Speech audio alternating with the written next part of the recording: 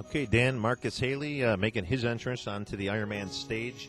Marcus got some great call-outs this morning. He was in that top 6 call-out, so they're definitely looking at him at top 5 material.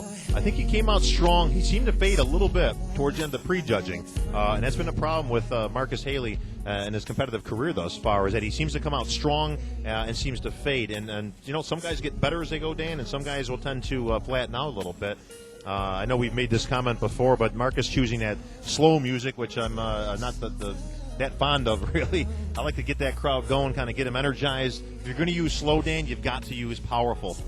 Well, in the first call-out, for those of you who missed it and have not gotten the recap, Marcus Haley was actually in that first call-out, joined by Tony Freeman, Eddie Abu, Mark Dugdale, Silvio Samuel, and then, of course, David Henry was sort of brought in as the 6th man in that initial call-out.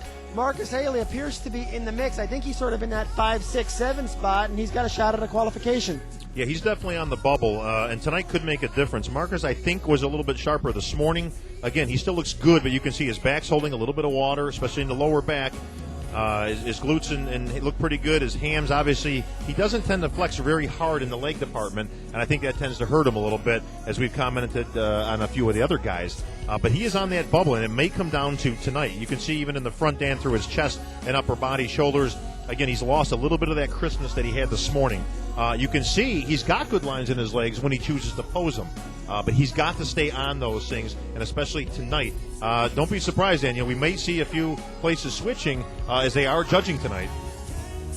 Well, and it's important to point that out. This morning there was really a lot of discussion over what we would describe as a gross lack of comparisons. And, we're not looking to throw the judging panel under the bus, but the truth is a lot of us wanted to see guys standing next to each other.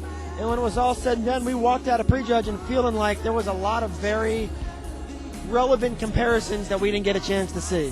Absolutely right, Dan. A lot of unfinished business. Again, a lot of the crowd wanted to see more comparisons. I wanted to see more comparisons, especially at the ends. And this has been, a cause I've been trying to champion over the last 2 years, is to get more comparisons with these guys. These guys have worked for 12, 14 weeks, put a lot of money, time, and effort into this.